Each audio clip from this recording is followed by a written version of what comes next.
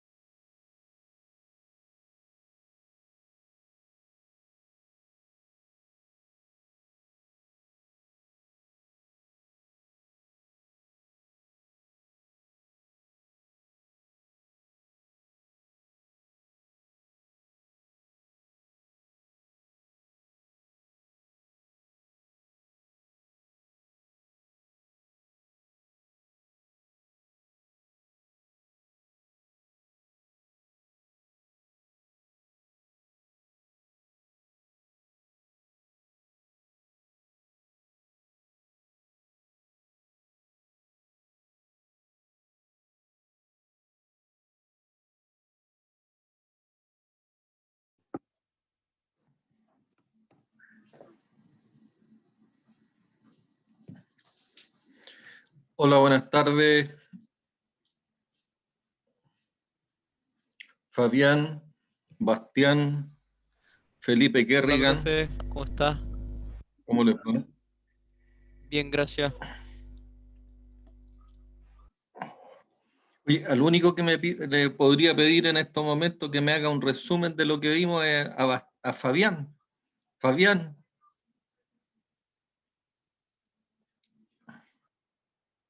Fabián, y Fabián no quiere hablar.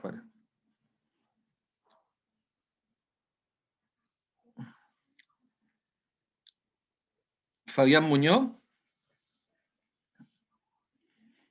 ya, nos puede ayudar también Eduardo. Eduardo, ¿podrías hacer por favor un resumen de lo que vimos en la mañana? Sí, bueno, al principio hicimos la reflexión sobre lo que significaba el segundo retiro del 10% de la AFP. Después vimos un tipo de mantenimiento, las iniciales no lo recuerdo, pero es un mantenimiento que se aplica cuando los riesgos significan consecuencias catastróficas. Dígase, por ejemplo, Fabián, perdón, Eduardo, porque tú mencionaste un tema, claro, nosotros hicimos una reflexión sobre el retiro del 10%, pero es como de alguna manera lo relacionamos con el mantenimiento, ¿te acuerdas?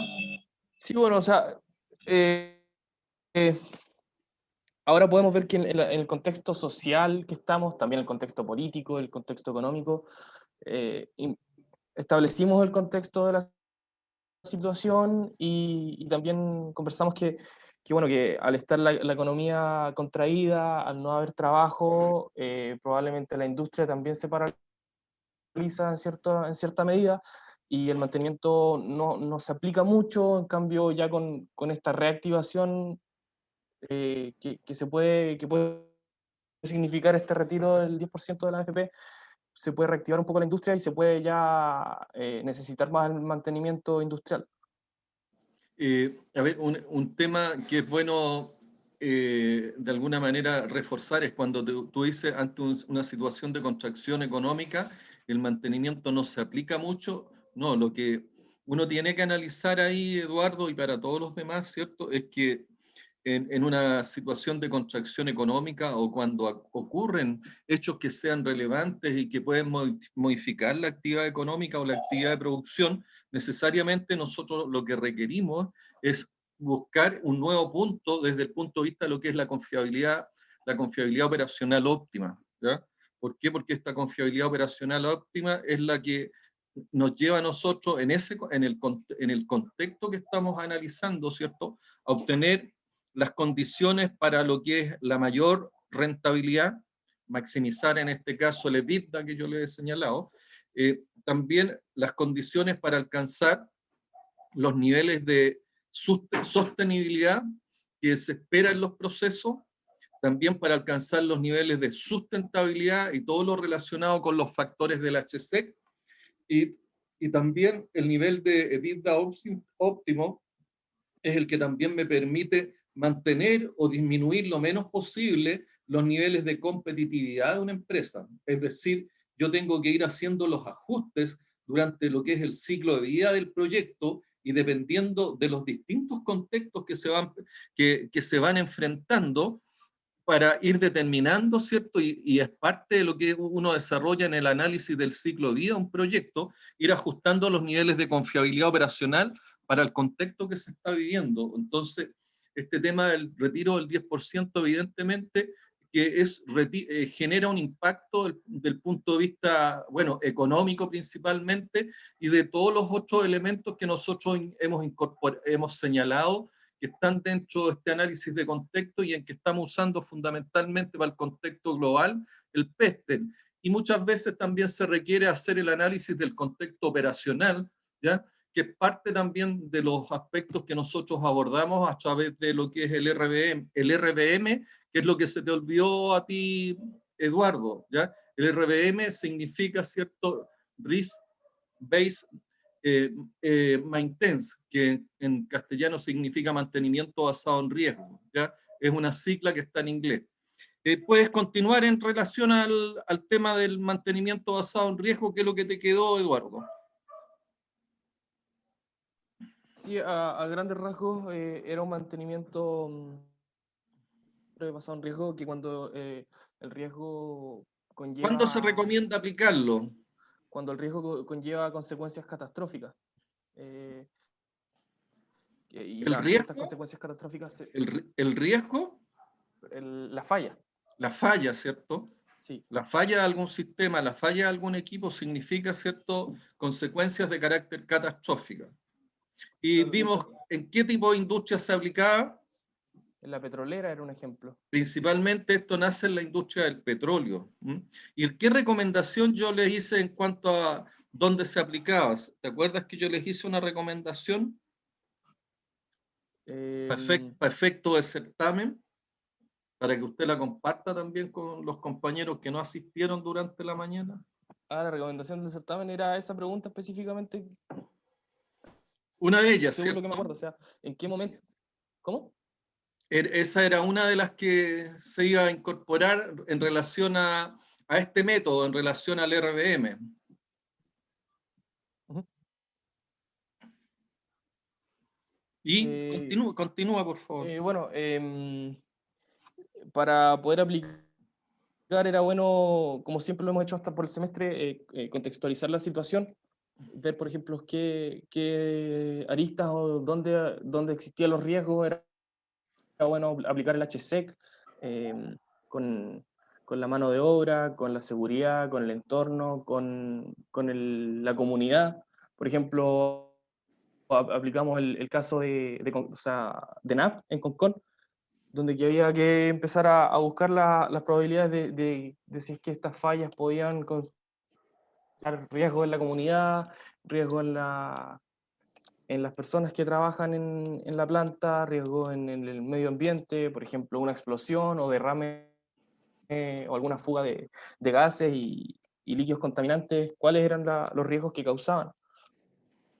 ¿Cuáles eran las consecuencias? Las consecuencias, ¿Mm? perdón. ¿Y qué tipo de consecuencias encontramos, te acuerdas?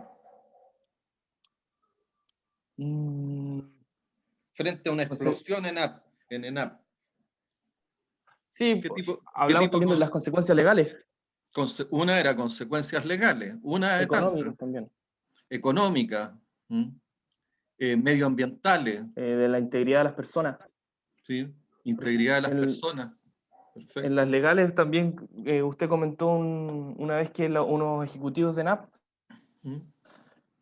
compraron un petróleo iraní, si no me equivoco, que era de Sí, súper mala calidad, que ni los chinos habían decidido comprarlo, y estas personas, estos ejecutivos, terminaron pagando penas, o sea, claro, penas de cárcel. eso, digamos, para ilustrar un poco de la responsabilidad y que probablemente muchos de ustedes van a tener esa oportunidad de que van a liderar empresas y van a tomar decisiones como las que realizaron esos ejecutivos, y equivocadamente estos ejecutivos compraron un petróleo que era altamente contaminante de manera inclusive dolosa. O sea, cuando uno habla de doloso, que fue de manera prácticamente a sabienda de las consecuencias que iba a tener este petróleo para las comunidades. Por lo tanto, muchas de las y no me refiero en este caso a que esa sea una falla, ¿ya? Pero muchas de las fallas que pueden tener los sistemas también pueden traer consecuencias, ¿cierto? A la integridad de las personas, como recién señalaron, consecuencias desde el punto de vista del punto de vista económica, consecuencias desde el punto de vista estratégico, es decir, tanto del punto de vista legal como del punto de vista estratégico de la empresa. Entonces, estas consecuencias son las que de alguna manera el método del RBM busca evitar. Y esas consecuencias las evita en la medida que hace un manejo adecuado de aquellas fallas o de aquellos equipos donde pudieran tener, identificando aquellos equipos, ¿cierto?, que pueden causar una falla con consecuencias de carácter catastrófico, ¿ya? Y de qué manera yo lograba mitigar o de qué manera yo podía, de alguna manera, controlar esas fallas. Fabián Muñoz, Fabián que no me contestó recién. Fabián, Sí, disculpe, estuve un poco ocupado con mi hija, ayudándola un poquito. ¿estás complicado? No, fue al principio, ahora estoy Ah, bien. ya. Fabián, ¿de qué manera tú podrías tratar esos riesgos? Esos riesgos de carácter catastrófico, generados por y como consecuencia de una falla, ¿cierto? Los, los riesgos en general tienen una jerarquía para intentar eliminarlos, o sea, o reducirlos. O sea, una de las cosas que señala este método del RBM es que uno debiera generar un inventario crítico y que en el caso del RBM parte importante de los esfuerzos que se desarrollan, ¿cierto? Y de las acciones que se desarrollan es para aquellos equipos que resultan altamente críticos, es decir, aquellos que una falla puede generar consecuencias de carácter catastrófico. Pero ¿cuáles son los métodos que nosotros utilizamos para mitigar esos riesgos, para llevar a un nivel de control los riesgos?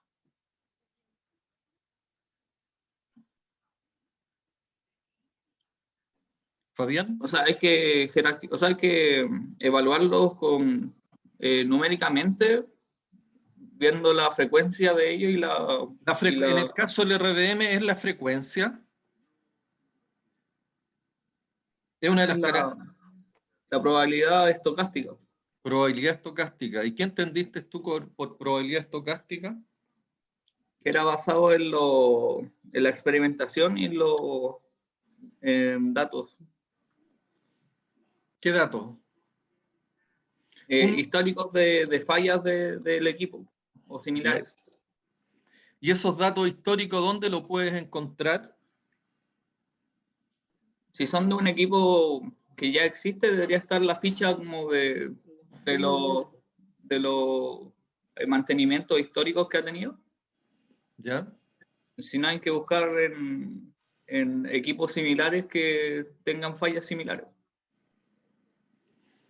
Bueno, ¿y qué pasa con el contexto operacional? ¿En qué sentido? Por ejemplo, una falla que haya ocurrido, ¿cierto?, en la refinería de petróleos de Punta Arenas, ¿tiene el mismo tratamiento que una falla en la refinería de petróleo Concón? O una refinería de petróleo, por ejemplo, en Aruba, que es un clima tropical. No, porque varía mucho el entorno, el medio ambiente, la comunidad alrededor. En general, los procesos adentro deberían ser similares, pero todo alrededor debería ser diferente. Acuérdense que una de las cosas que les dije, la confiabilidad, ¿cierto? Pueden ser equipos similares, contextos, o sea, condiciones similares, ¿ya? Pero la confiabilidad depende fuertemente del contexto operacional y depende fuerte también de lo que es la confiabilidad humana de los operadores. Bueno, y así también de los grupos de mantenimiento, ¿ya? Porque los grupos de mantenimiento también pueden ser causa de errores y pueden ser también responsables de alguna falla, como es la situación que también conversamos, ¿cierto?, en relación al avión de Aeroperú. ¿Se acuerda, Fabián, el caso de Aeroperú o no? Recuerdo que estaban haciendo mantenimiento y olvidaron quitar una cinta, algo así, y Sí, que una causó wincha la falla adhesiva. catastrófica finalmente. Una wincha adhesiva, ¿a qué lo que era? ¿Qué sistema controlaba? No recuerdo cuál era el sistema que controlaba. Lo que señalábamos, ¿cierto?, que en un mantenimiento del tipo preventivo, lo que se hizo es dejar una wincha adhesiva en el tubo pitot de control de altura. Y cuando se estaba operando, o sea, el avión estaba en vuelo, el piloto quiso hacer control de altura para salvar una montaña y encontró que no tenía sistema de medición de altura, producto que no se retiró la wincha adhesiva del tubo pitot, con las consecuencias trágicas, ¿cierto?, de que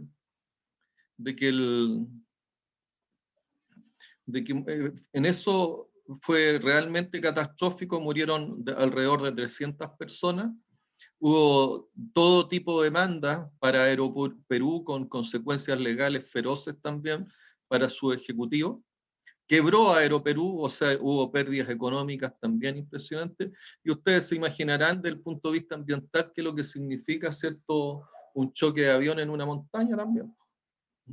Aunque esas no son las peores consecuencias, pero las consecuencias del tipo, las consecuencias relacionadas con la cantidad de personas muertas, las consecuencias del punto de vista legal y de prestigio, y las consecuencias del punto de vista económico, realmente catastróficas. Ahora, si ustedes me dicen, en los aviones, ¿qué tipo de mantenimiento usan? Podrían inclusive usar el RCM, y de hecho el RCM, el mantenimiento centrado en confiabilidad, nace en la aviación, ¿ya? Pero esa probabilidad de falla está asociada fundamentalmente a lo que es confiabilidad humana, y la confiabilidad humana no es tan cuantificable y no podría uno asociarla fuertemente a lo que son las probabilidades estocásticas, sino que tienen que ver mucho que ver con el comportamiento social y humano. Lo que hemos dicho, la confiabilidad humana depende mucho de lo que es el saber, de lo que es el poder, de lo que es el querer, es decir, depende de los conocimientos, depende de las habilidades, depende del nivel de motivación de las personas, ¿ya?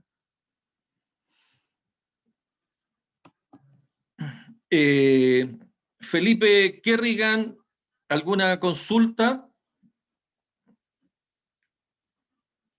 ¿Le parece adecuado el resumen que hicieron sus compañeros o requiere de más información? No, muy bueno. No sé si me escucha bien. Tuve ¿Se escucha problemas de bien, conexión en la Felipe? mañana. ¿Ah? Qué bueno. No, que en la mañana estaba con muchos problemas de conexión. Por eso le pregunto si me escucha bien. No, se escucha No, bien. me queda muy claro. Muchas gracias a mis compañeros que Bastián toman el tiempo. Saavedra. Sí, estoy tratando de ponerme en contexto de lo que hablaron en la mañana, o no asistí en la mañana a clase, pero voy viendo por dónde van. Eduardo Pérez. Bueno, el resumen del compañero. Yo tampoco asistí en la mañana porque tengo tope de horario, pero muy buena la información. Gracias. Comentario respecto a ti, Eduardo, cuando me dices tengo tope de horario, esa no es una justificación y no la podrías dar en el trabajo, porque cuando No, te por el toque trabajo. tomar una decisión de ese tipo, ¿cierto? Va y le dices a tu gerente o ¿no? A tu Estaba viendo otro le dices, proyecto. "Pucha, ¿sabe qué? Yo tuve tope de horario cuando, entonces no sé. ¿Te parece adecuada la justificación o no? En el contexto que usted plantea, no me parece adecuada para nada. En ningún No, contexto, pues, Eduardo, en ningún contexto.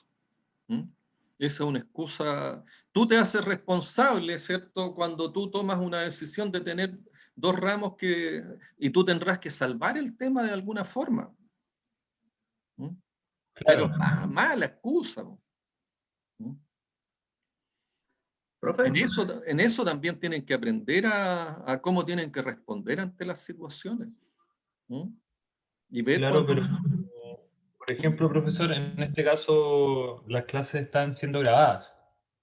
¿Sí? Y, o sea, yo tampoco estoy de acuerdo en que ninguno idealmente debería tener tope de horario en ningún horario, po.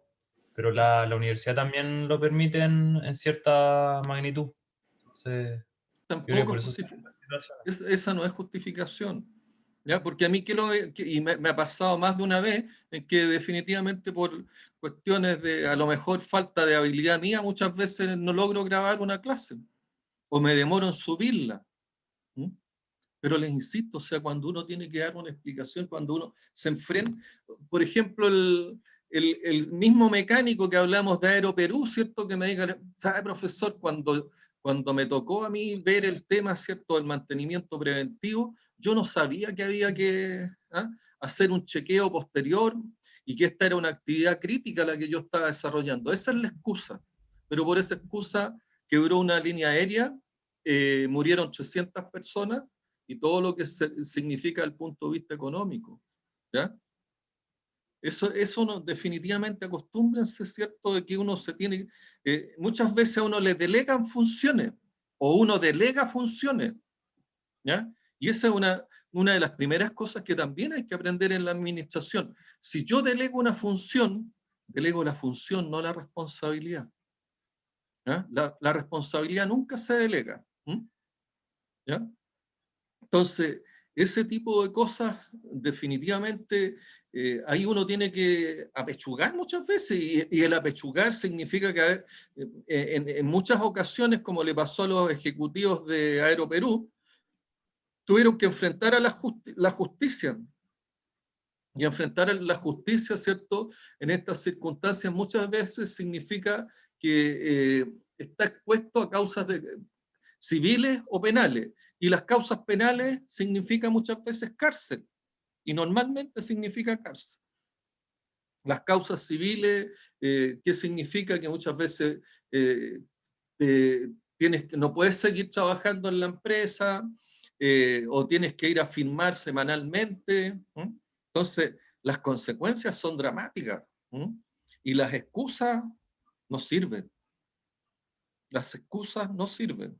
Nosotros tenemos, cuando nos hacemos cargo y estamos a cargo, y ustedes son ingenieros, todos van a tener personal a cargo, son responsables de su personal, son responsables de los procesos, son responsables de la rentabilidad, son responsables de la competitividad, son responsables de la sustentabilidad. El privilegio, ¿cierto?, de tener buenas remuneraciones, que cada vez no son ya tan buenas, ¿cierto?, el privilegio, ¿cierto?, de ser un ingeniero, el privilegio de poder ser líder de grupo, tiene su costo, y tiene responsabilidades. Y una de esas responsabilidades es que nosotros normalmente estamos 24/7. Es decir, uno no puede decir, no, si yo me había ido del turno, por lo tanto, o había terminado mi jornada laboral. No, uno sigue siendo igual responsable. ¿Ya? Nuestros privilegios tienen un costo, y esos privilegios nosotros tenemos que legitimarlos. ¿Ya? ¿Cómo estamos con las disculpas ahora, Eduardo? Yo creo que tiene razón. Sí, no, es que en eso ustedes acostúmbrense ya a... ¿Por qué? Porque eso les va a permitir identificar los riesgos que tiene cuando ustedes están ausentes. Aquí no pasa de ser un riesgo, oye, ¿sabéis que no me aprendí la memoria, no aprendí de estos momentos? Pero uno lo puede salvar, lo puede mitigar, va a lo que dicen ustedes, las grabaciones, todo, pero en la pega no, pues. En la pega nadie te está grabando nada. Entonces, ojo con eso. Una de las cosas que yo les he pretendido mostrar con la aplicación de la ISO 31000, que toda actividad tiene un riesgo y ustedes tienen que identificar los riesgos. ¿Ya? Y para esos riesgos uno no tiene excusa. Marcos Cromer, ¿alguna pregunta? ¿Escuchó el resumen que hicieron sus compañeros o no? Hola, sí, lo escuché. Estuvo completo en general. Y hartas cosas que iba relacionando con la tarea también que tuvimos que entregar el otro día. Oye, ¿y cuál, ya que lo encontraste completo, ¿te acuerdas cuál es la pregunta que es de seguro que va a salir en el certamen? La escuché, no la anoté, sí. ¿Qué quiere que Pero le diga? sí, ¿Qué quiere que le diga? Yo no se la voy a repetir. no, ¿Ya? ¿Sebastián Mejía es o no? ¿Mejías? ¿Quién? ¿S. Mejías?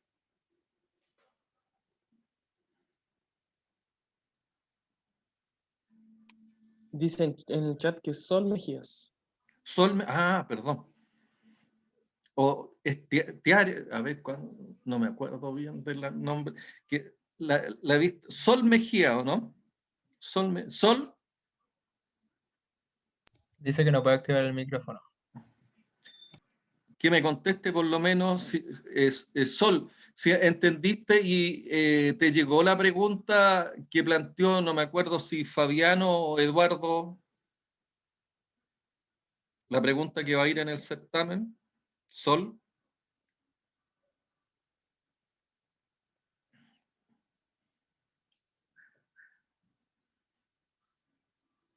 No hay respuesta de Sol.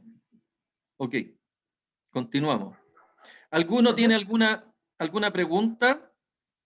Me molestaría que mi señora pregunte una duda que tiene ella. ¿Sí? Sí, le molestaría. Si me la pueden ustedes transmitir, por favor. Resulta que el otro día la radio Bio Bio hizo un reportaje con respecto a lo que pasó en Quinteros y toda la situación con este crudo iraní que llegó a Chile. ¿Ya?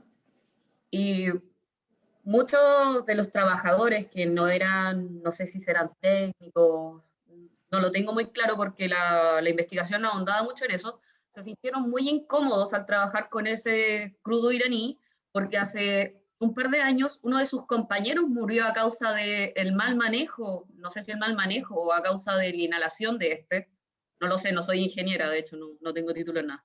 El punto es, ¿qué hace uno como trabajador cuando se siente incómodo ante esas situaciones donde sabe que hay un riesgo mayor? Bueno, aparte de trabajarlas con las mayores medidas de seguridad. ¿Qué podría hacer uno? A ver, dentro de lo que es el trabajo, uno parte con una premisa que tiene derecho a saber. Y el derecho a saber fundamentalmente está asociado, ¿cierto?, a los principales riesgos a los cuales uno está expuesto en una empresa. En una empresa de las características de una refinería de petróleo, los riesgos son similares a lo que son los riesgos químicos, ¿ya? Por lo tanto, los distintos productos gaseosos, líquidos y sólidos que puedan estarse usando o que se puedan desprender producto de los procesos, si es que tienen algún grado de contaminación o efectos sobre la salud o sobre la integridad de los trabajadores, ellos deben estar enterados. Adicionalmente, los trabajadores, ¿cierto?, si identifican una situación que está generando riesgos para su persona o generando riesgos para el proceso, ¿cierto?, algún tipo de riesgo que pueda traer alguna consecuencia en los procesos, también tienen la obligación de denunciarlo, ¿ya? Parte de las funciones que tienen las gerencias de riesgo o las gerencias ambientales es que ellos tienen que tener una comunicación abierta a efecto de recibir denuncias de situaciones de ese tipo, porque a partir de las denuncias yo puedo evitar riesgos o las consecuencias que pueden traer esos eventos o esas actividades que tienen algún tipo de riesgo, ¿ya? Entonces, uno partiendo tiene el derecho a saber, que es un decreto ley relacionado con el Ministerio del Trabajo. El derecho a saber es algo sumamente importante y nosotros cada vez que hacemos un análisis de riesgo, un inventario de riesgo, tenemos la obligación de comunicárselo a los trabajadores.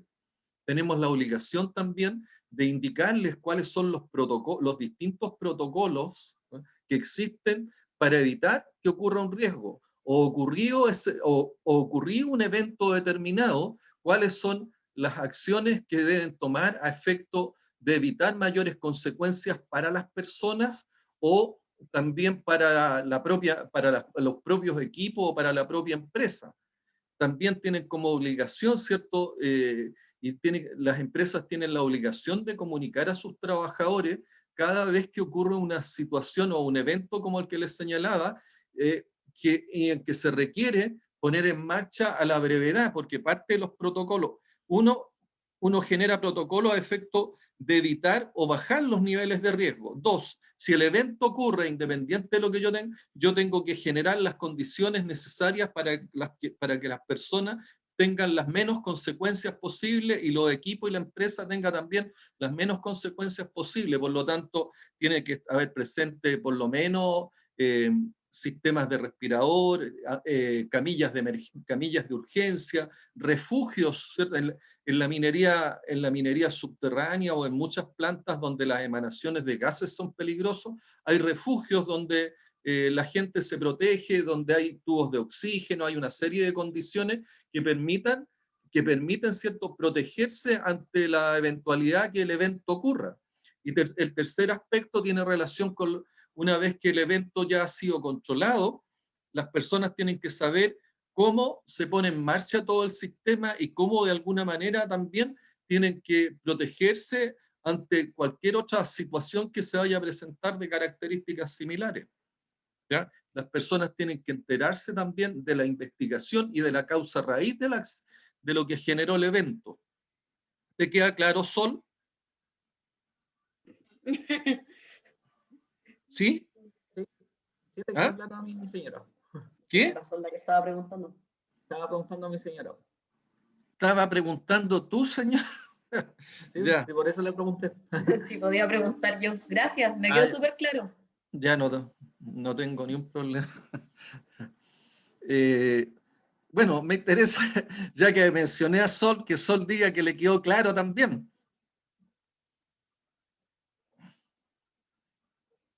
Bien. Vamos a ver el chat.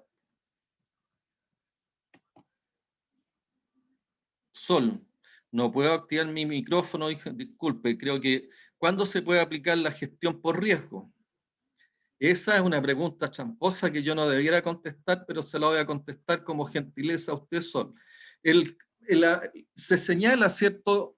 Primero que el RBM, el mantenimiento basado en riesgo, nace principalmente para aquellas empresas donde una falla puede tener consecuencias catastróficas. Se hace hincapié, lo hicimos durante la mañana, que este método de mantenimiento se aplica principalmente en la industria petrolera y está, digamos, regido y existe algunas normas de la industria del petróleo, particularmente la industria del petróleo americano, y estas normas están regidas por el IPA, que es el Instituto de Petróleo Americano, ¿ya? Y las normas, la API, la 580, la 581, dan mucho más detalle de cómo de alguna manera es la gestión de activos, la gestión de procesos y la gestión relacionada con el mantenimiento, ¿ya? Pero fundamentalmente la aplicación de esto solo tiene relación en las situaciones donde una falla puede traer consecuencias catastróficas. Marcos Cromer, ahí está la pregunta de lo que usted no se dio cuenta antes, ¿ya? Y que es importante que lo tengan en cuenta para el certamen. De eso me había acordado hace un ratito, pero sí. ¿Ya? Estuvimos conversando por atrás y sí, era eso. Ya, muchas gracias. Listo. ¿Alguna otra pregunta?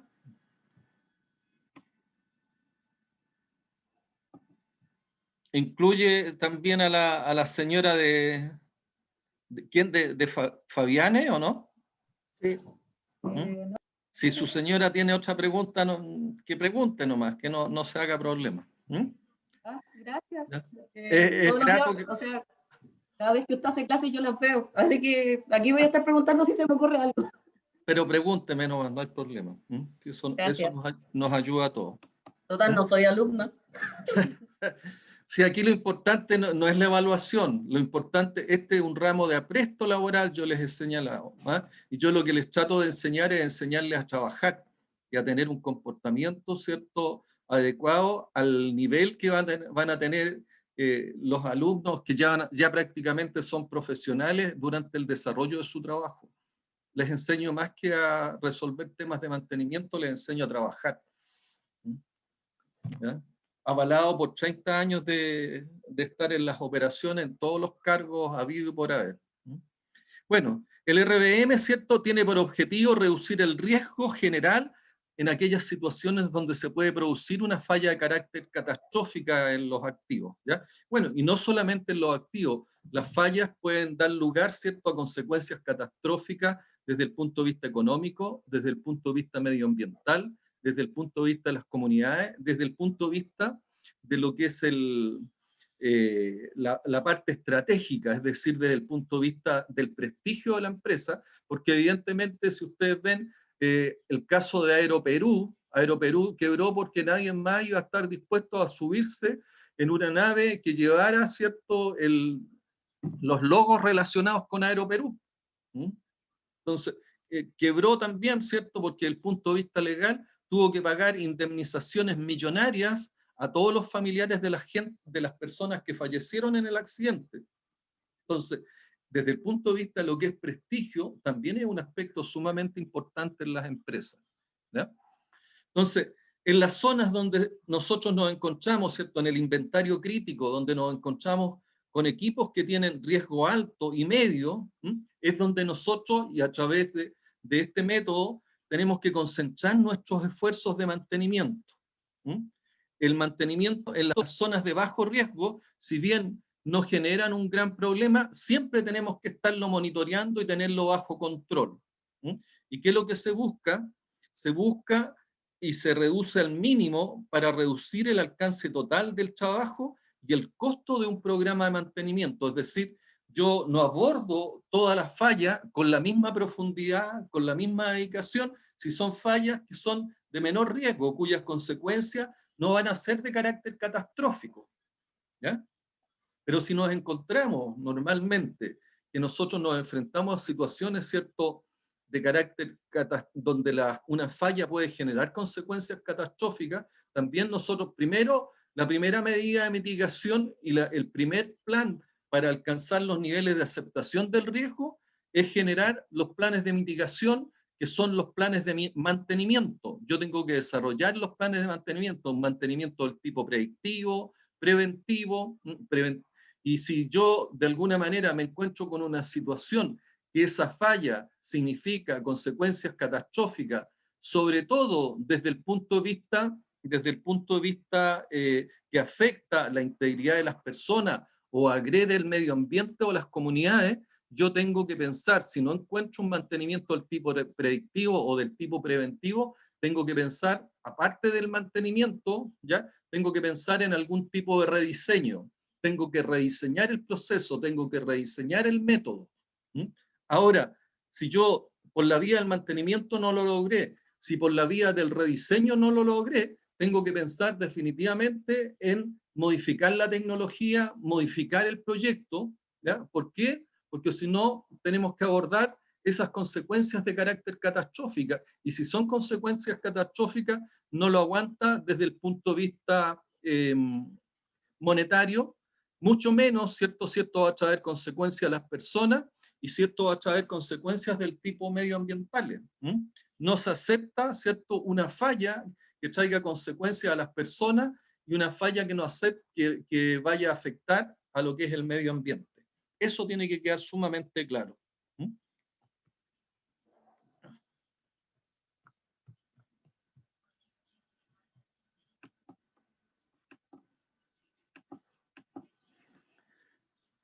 El valor cuantitativo de los riesgos se utiliza, ¿cierto? Recuerden, o sea, yo normalmente, ¿qué es lo que tengo? En el mantenimiento basado en riesgo, tengo que cuantificar la probabilidad de manera estocástica. Ya se señaló qué es lo que era la probabilidad estocástica. Y al mismo tiempo, para poder evaluar el nivel de riesgo, yo tengo que ser capaz de evaluar el nivel de consecuencia de ese riesgo, ¿ya?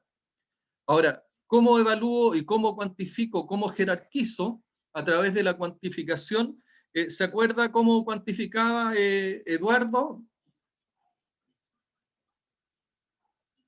O Fabián, que estuvo en la mañana. ¿Yo, Figueroa? Eduardo Figueroa, sí. Sí, la probabilidad de que ocurra la falla multiplicado por la consecuencia. Por la consecuencia. ¿Y la probabilidad qué características tenía, Fabián?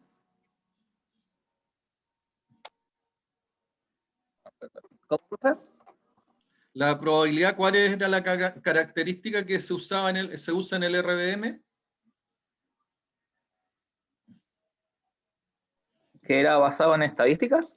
Basado en la experimentación o basado fundamentalmente en los datos históricos de probabilidades, ¿cierto? En el contexto de probabilidades de falla en el contexto operacional.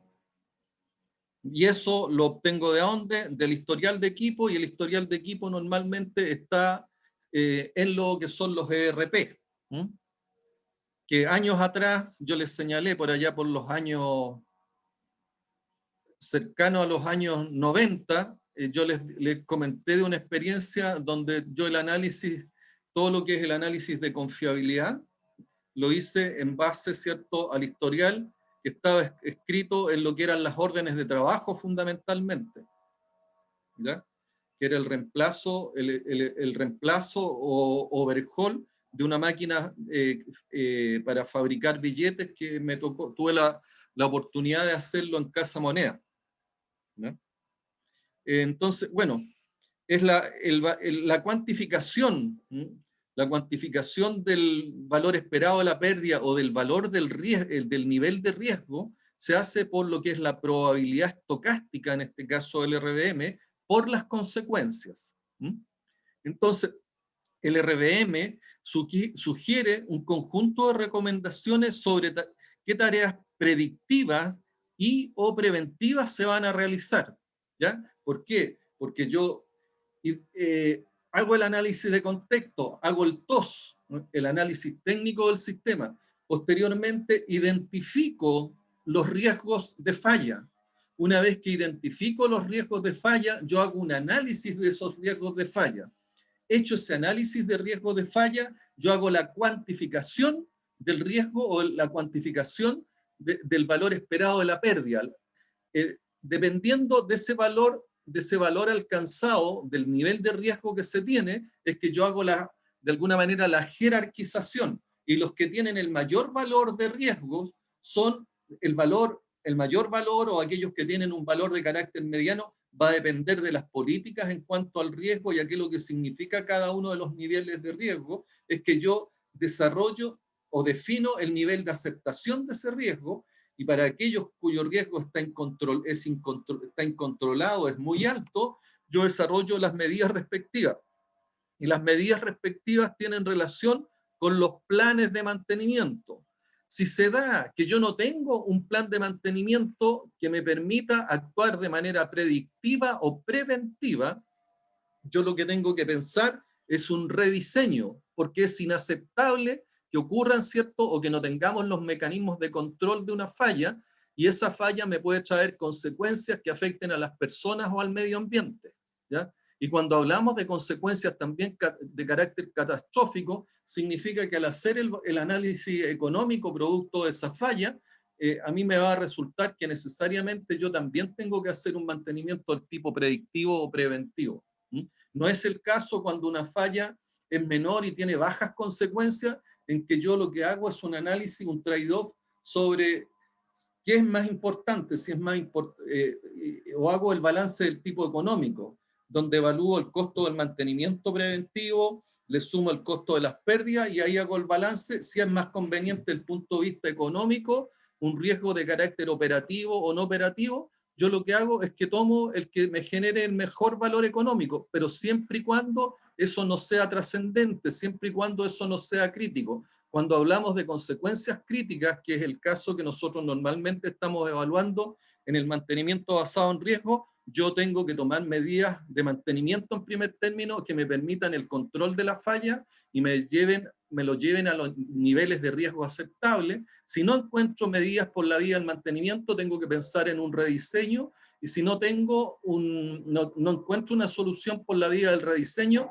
tengo que necesariamente desarrollar proyectos que inclusive incorporen cambios en los procesos industriales, incorporen cambios desde el punto de vista de los procedimientos. Pueden ser proyectos de gestión o proyectos de incorporación de nuevos activos con nuevas tecnologías. ¿Consulta hasta ahí?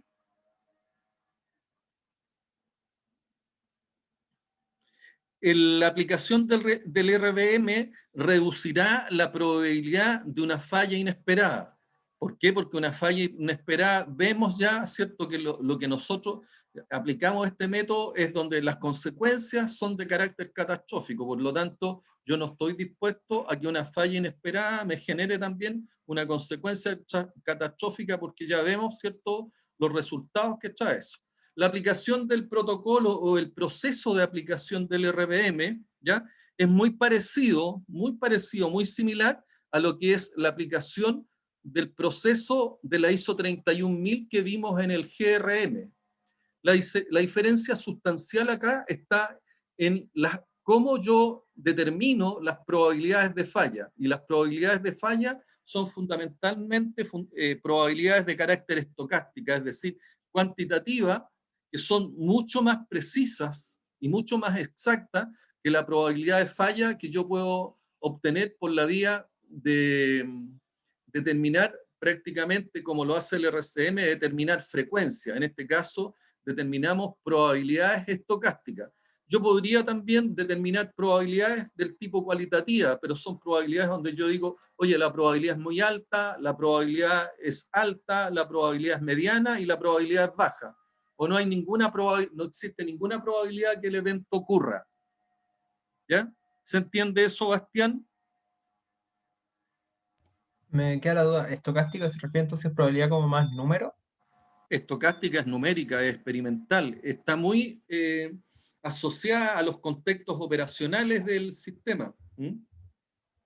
¿Ya? Es una probabilidad que inclusive se obtiene por la vía de la experimentación en el mismo contexto. Y otra forma, ¿cierto?, es que uno hace, es que uno genera las curvas a partir del historial de falla del equipo.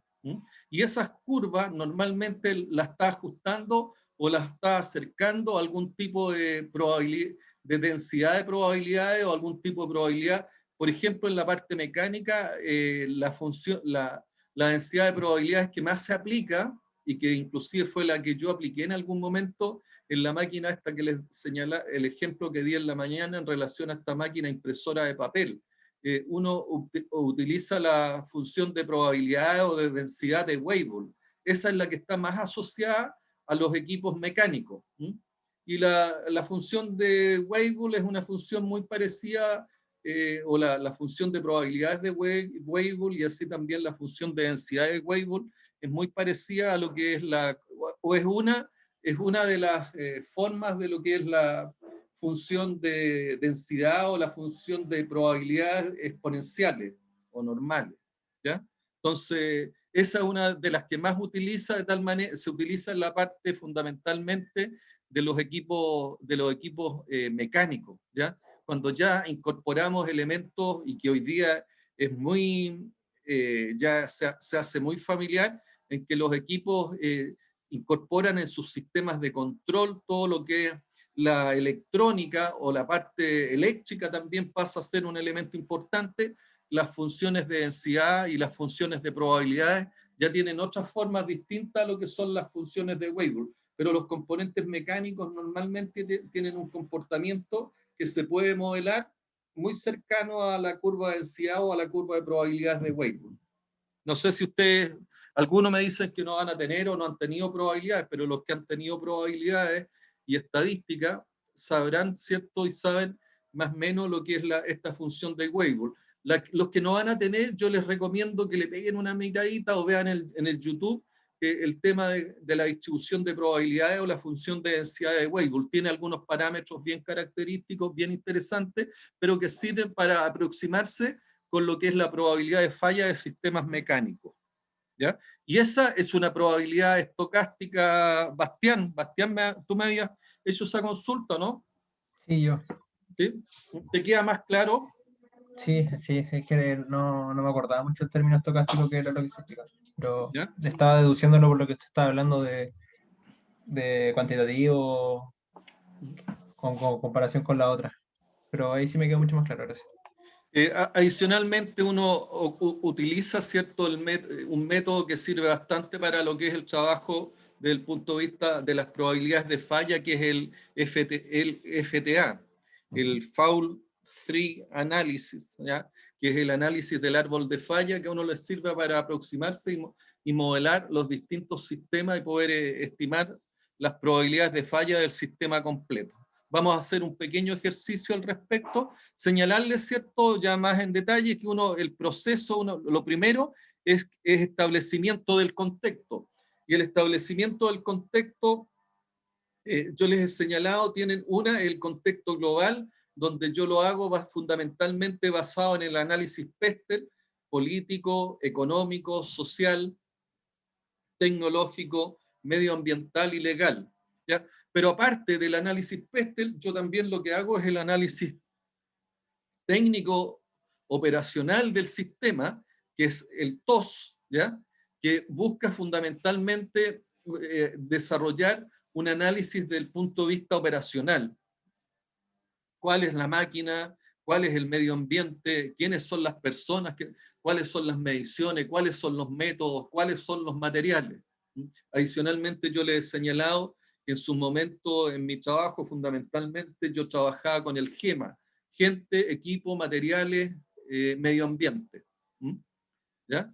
Entonces, esas son formas de aproximarnos para poder hacer este tipo de análisis de los sistemas. Posteriormente al análisis del sistema, ¿cierto? Del punto de vista ya sea operacional o del macrosistema o de una forma de carácter holística, yo puedo ocupar lo que es el Pestel.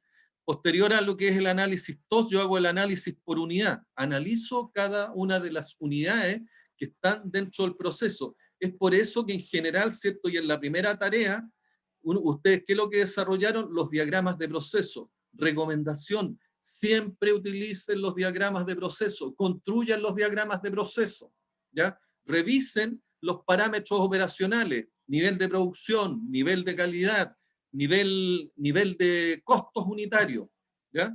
Porque esos son los parámetros operacionales más importantes a los que tiene que dar cuenta un equipo. Las capacidades de producción o las capacidades de tratamiento, los costos y lo que es la calidad del producto, ¿ya? Cuando yo hago este análisis, ¿cierto? Que incorporo lo que es un análisis funcional, ¿ya? Y esto está asociado a lo que yo les he indicado. En el modelo de mantenimiento, esto es la etapa 2. Cuando en la etapa 1 yo lo que desarrollo, ¿cierto? Es todo el contexto, la visión, la misión, cuáles son los resultados, cuáles son los parámetros, los resultados esperados, cuáles son los resultados que están asociados al obtener esos resultados. En la etapa 2, cuando yo hago el análisis del sistema de mantenimiento, es fundamental los diagramas de proceso, los diagramas funcionales, los análisis funcionales, ¿cierto? Los análisis por cada una de las unidades que forman parte del proceso, ¿ya? Entonces, de esa manera, yo busco, ¿cierto? Y voy identificando cuáles son las estimaciones de riesgo. En el caso, lo hemos señalado, en el caso del mantenimiento basado en riesgo, fundamentalmente yo me baso en hacer un análisis cuantitativo por la vía de lo que son el análisis de probabilidades estocásticas y utilizo también como una herramienta el FTA, ¿ya? Para hacer la evaluación del riesgo, yo primero defino el nivel de aceptación del riesgo y también hago las comparaciones con los distintos criterios para el proceso en específico que se trate. Por eso que también yo desarrollo todo lo que es el tema del contexto operacional y el análisis por unidad, ¿ya? Y la estimación de riesgo, la cuantificación del riesgo, la hago por la vía de lo que es las probabilidades estocásticas por las consecuencias, ¿ya? Muchos de los trabajos que uno hace también y desarrolla, y ustedes deben recordar el ejemplo con la última matriz de riesgo que vimos, lo hace por la vía de evaluar las consecuencias. Las consecuencias también pueden ser evaluadas. En el caso del mantenimiento, las consecuencias yo las mido por los efectos, ¿cierto?, en la seguridad de las personas, por los efectos del punto de vista de lo que es el tiempo medio de reparación, por los efectos del punto de vista medioambiental y por los efectos que puede tener esto en la producción, que es lo que de alguna manera los orientaba, ¿cierto? Yo puedo hacer el análisis y puedo identificar y cuantificar lo que son las consecuencias. Y las probabilidades yo las cuantifico en este caso por la vía de lo que son las probabilidades estocásticas o a través de bueno, a esas probabilidades estocásticas puedo asociar todo lo que es los métodos estos de la función de densidad y la función de probabilidad de Weibull en el caso de los equipos mecánicos, ¿ya? Entonces, la evaluación de riesgos, ¿qué es lo que me va a permitir? Me va a permitir poder definir claramente para aquellos equipos que no cumplen la condición, ¿cierto?, aceptable desde el punto de vista de los riesgos, que son los equipos de riesgo mediano y de riesgo alto, yo tengo que desarrollar las actividades de administración y de control que me permitan estar, ¿cierto?, dentro del nivel aceptable de riesgo. ¿Y qué es lo que son eso? Fundamentalmente, lo que vemos en este ramo son todas las estrategias de mantenimiento para traer, para de alguna manera estos riesgos inaceptables, incorporarlos, ¿cierto?, dentro de lo que son los riesgos administrados, riesgos tolerables, ¿ya? En otras oportunidades, y ya en fundamento de diseño, yo no sé si tuve en fundamento, Elías Moya parece que estuvo conmigo en fundamento de diseño, no sé quién más habrá estado en fundamento de diseño, pero ahí de alguna manera también mostrábamos que una de las tareas que uno utiliza para poder mitigar estos riesgos es el rediseño. Y los que han tenido proyectos muchas veces se dan cuenta que yo incorporo nuevas tecnologías, nuevos procesos, a efecto, ¿cierto?, también de mitigar estos riesgos en los procesos industriales, ¿ya? Que es otra forma de hacerlo. Entonces, en lo fundamental, ¿qué es lo que hago yo? Yo hago y establezco el contexto, luego lo que hago es una evaluación global de las condiciones, para lo cual yo identifico los riesgos, hago un análisis de riesgos, ¿cierto? Hago posteriormente una cuantificación de los riesgos para finalmente aquellos riesgos que son de alto, que son críticos, desarrollar las tareas que a mí me permiten que estos riesgos se lleven a una condición de riesgos aceptables. Normalmente estos riesgos se manejan por la vía de lo que son las acciones del mantenimiento del tipo predictivo, mantenimiento preventivo cíclico de reparación o mantenimiento preventivo cíclico de sustitución. Y en algunos casos, ¿cierto?, cuando estas fallas, ¿cierto?, afectan aspectos operacionales y no operacionales y cuyas consecuencias no son catastróficas, yo hago el balance económico y muchas veces, si me conviene hacerlo de manera correctiva, yo lo hago de forma correctiva. Si me conviene hacerlo de forma preventiva desde el punto de vista económico, yo lo hago de forma preventiva o predictiva. ¿Ya? ¿Consultas? Profe, a mí me queda una duda sobre el tema de ocupar datos históricos. ¿Se refiere a los datos obtenidos desde la misma máquina o de, Bueno, no sé, la misma marca, el mismo modelo? Bueno, es de la máquina a la cual yo le estoy haciendo el análisis de riesgo. ¿Mm? Si la Y de máquina hecho, es medianamente nueva. si la máquina es medianamente nueva, yo puedo referirme a lo que es el proveedor de la máquina. Ah, ¿Ya? ya, o sea, ver ¿Qué es lo que la marca y cosas así. Claro, porque aquí uno muchas veces se tiene que preguntar qué es lo que sucede, qué puede suceder o qué ha sucedido, ¿ya? Y para eso el proveedor normalmente tiene el conocimiento de máquinas similares en contextos operacionales también similares. ¿Se acuerda, Fabián, que yo les mencioné un librito que les podía servir, un manual, para que se lo entreguemos a los compañeros también que no estuvieron presentes en la mañana?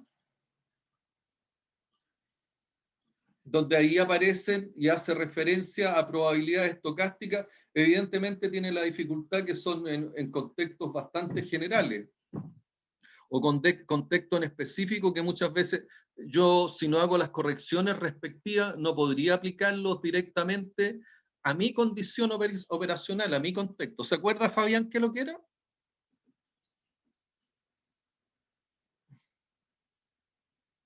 O, Disculpe, profe, Fabián, ¿cuál fue la pregunta? ¿cuál es el manual que yo recomendé, cierto? Donde aparecen probabilidades estocásticas, pero que, bueno, son datos estadísticos y de historial de falla en diversas operaciones, pero que es un dato que uno la pudiera considerar, pero no lo podría aplicar directamente, porque no están dentro. Recuerdo que lo mencionó, pero no lo anoté en ese momento. Malo estamos.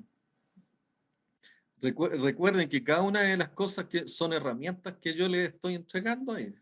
Y si se las pierden ustedes. Lo voy a repetir por última vez. El OREDA, manual OREDA, manual de mantenimiento del OREDA,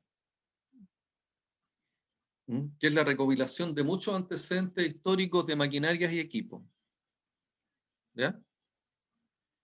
Entonces, este que está acá es el proceso que nosotros utilizamos, ¿cierto?, para lo que es el mantenimiento basado en riesgo. Son las etapas que ustedes tienen que aprenderse, porque en honor a los que están presentes, junto con la pregunta, ¿cuál es la primera pregunta que vamos a hacer en mantenimiento basado en riesgo? Cromer, Marcos Cromer, me dijo que... ¿Cuándo podemos usarla? El mantenimiento del RVM basado en riesgo. ¿Ya?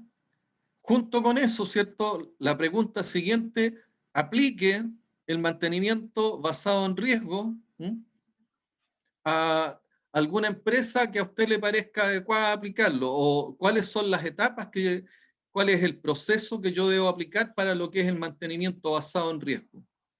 ¿Cuáles son esas etapas, Marco?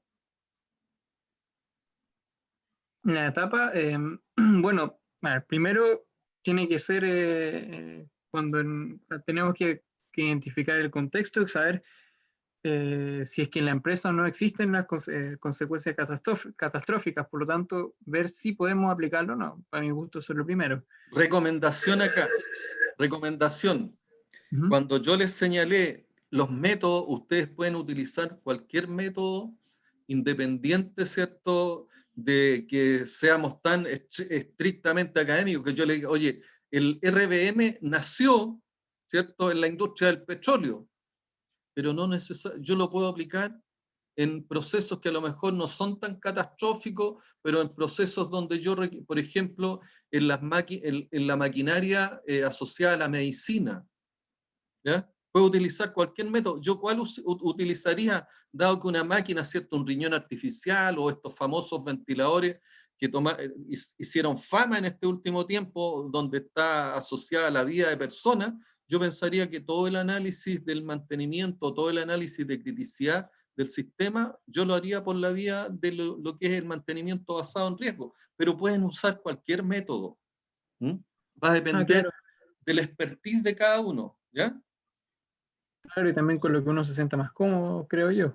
O donde tenga las mayores habilidades. Evidentemente que cuando yo utilizo las probabilidades estocásticas, es en aquellos procesos donde realmente se requiere una condición tal que yo evite cualquier probabilidad de falla, dado que las consecuencias son muy graves. Y también en un contexto en el que uno tiene la información, porque si uno de repente no tiene información segura, completa de un equipo... Es que entonces, si tú vas a utilizar el mantenimiento basado en riesgo, tienes que pensarlo. Tienes que hacer cuáles... ¿Ah? Claro, o sea, es que hay que tener todos los ingredientes para poder usarlo también. Bueno, continúa por favor, Marco, haciendo la aplicación del... O sea, uno viendo los riesgos tiene que generar los planes de mitigación.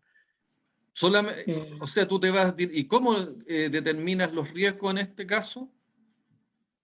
Bueno, con los análisis estocásticos que nosotros generamos. Contexto, análisis por unidad. Sí, análisis estimación del riesgo. Hacemos primero un inventario de equipos críticos. Y una vez uno hace el inventario, uno por equipo crítico, uno tiene que analizar. Pero ¿cómo haces el análisis, el inventario si tú no hiciste la cuantificación? ¿Con qué criterio haces el inventario? Ah, claro. Sí.